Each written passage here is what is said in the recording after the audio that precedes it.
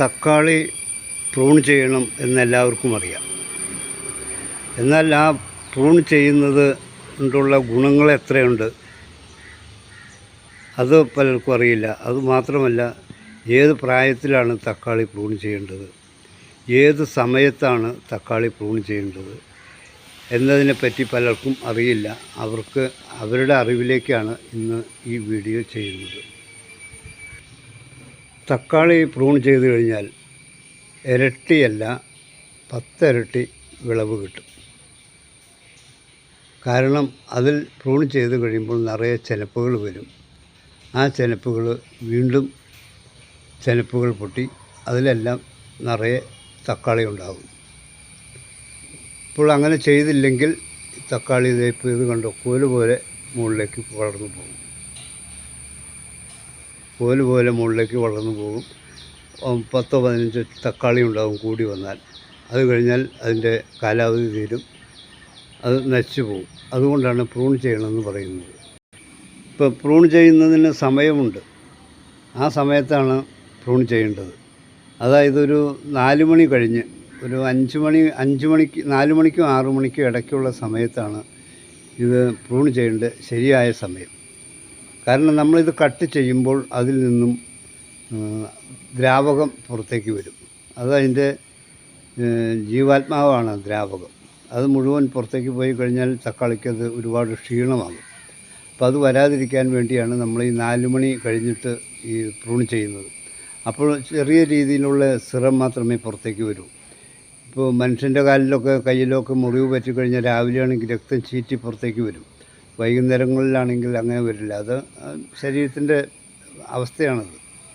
അതുപോലെയാണ് ചെടികൾക്കും. നമ്മൾ രാവിലെ അത് ചെയ്യരുത്, വൈകിട്ടാണ് ചെയ്യേണ്ടത്. ഇപ്പോൾ ഞാനിവിടെ കുറേ അധികം തക്കാളി നട്ടിട്ടുണ്ട്. ഇതൊക്കെ പ്രൂൺ ചെയ്യാൻ സമയമായിട്ട് നിൽക്കുന്ന തക്കാളികളാണ്.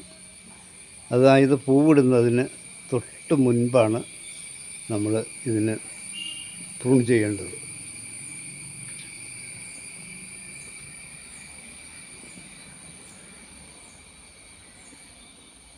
ഇതൊക്കെ പൂവിടാറായിട്ടുണ്ട്. അപ്പോൾ അതിന് മുമ്പേ നമ്മൾ ഇത് പ്രൂൺ ചെയ്യണം.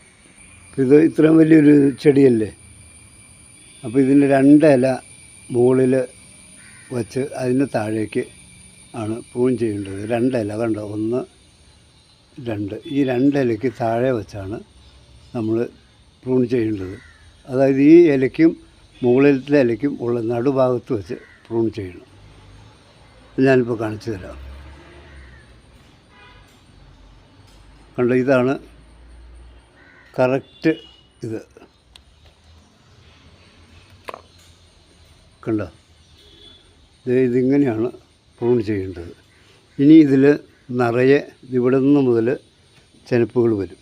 1, 2, 3, 4, 5, 6, 7, ഈ 8 ഇലകളുടെ ഈ ഭാഗത്ത് നിന്ന് ചെനപ്പുകൾ വരും. ഈ ചെനപ്പുകൾ പിന്നീട് വീണ്ടും ചെനപ്പുകൾ പൊട്ടും.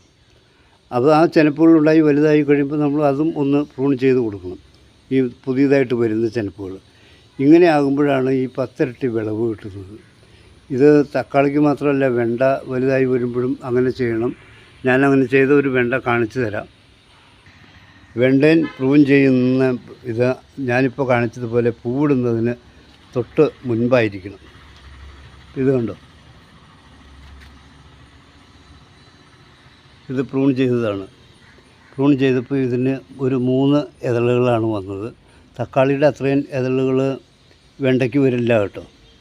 അപ്പോൾ ഇതിന് 3 ഇതൾ വന്നപ്പോൾ ആ 3 ഇതളിലും നിറയെ വെണ്ടയ്ക്കുണ്ട്. കണ്ടോ, ഇപ്പോൾ ഇതിൽ ആ ഒരു ഇതളിൽ തന്നെ 1, 2, 3, 4, പിന്നെ കുറേ അധികം മുട്ടുകളും ഉണ്ടായിട്ടുണ്ട് ആ ഒരു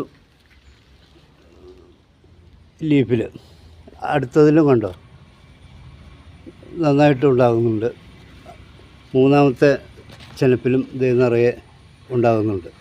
അപ്പോൾ ഇതിങ്ങനെ ചെയ്യുമ്പോൾ വളവും കൂടുതൽ കൊടുക്കണം. ഒരു ചെടിക്കുള്ള വളം കൊടുത്താൽ പോരാ, 3 ചെടിക്കുള്ള വളം കൊടുക്കണം. അപ്പോൾ അങ്ങനെ കൊടുക്കുമ്പോഴാണ് ഇത് വളരുള്ളൂ. അല്ലാതെ ആദ്യം നമ്മൾ ഈ ഒരു ചെടിക്ക് കൊടുക്കുന്ന, ഇപ്പോൾ 1 പിടി ചാണകപ്പൊടിയാണെങ്കിൽ അത് 3 പിടി ചാണകപ്പൊടിയായിട്ട് കൊടുക്കണം. എന്നാലാണ് അതിൽ നമ്മൾ പറഞ്ഞതുപോലെ വിളവുകൾ ഉണ്ടാവുകയുള്ളൂ. ഇതുപോലെ എൻ്റെ മുളക് കണ്ടോ, മുളകിനകത്ത് ഞാൻ പ്രൂൺ ചെയ്തിട്ടുണ്ട്. പ്രൂൺ ചെയ്ത് കഴിഞ്ഞപ്പോൾ ഇതിന് ആദ്യം 2 ഇതൾ വന്നു. ആ 2 ഇതളിൽ നിന്ന് മൂന്നാമത്തെ, നാലാമത്തെ, അഞ്ചാമത്തെ, ഇതിലും 3, 1, 2, അപ്പോൾ 3, 2, 5 ചെനപ്പുകൾ വന്നു പ്രൂൺ ചെയ്തപ്പോൾ. ഇതെല്ലാത്തിനും ബാധകമാണ് ഈ പ്രൂൺ ചെയ്യൽ, എല്ലാത്തിനും ചെയ്യണമത്. നിങ്ങൾക്ക് വീഡിയോ ഇഷ്ടപ്പെട്ടാൽ തീർച്ചയായിട്ടും സബ്സ്ക്രൈബ് ചെയ്യുക, ലൈക്ക് ചെയ്യുക, സുഹൃത്തുക്കൾക്കൊക്കെ ഒന്ന് ഷെയർ ചെയ്ത് കൊടുക്കുക.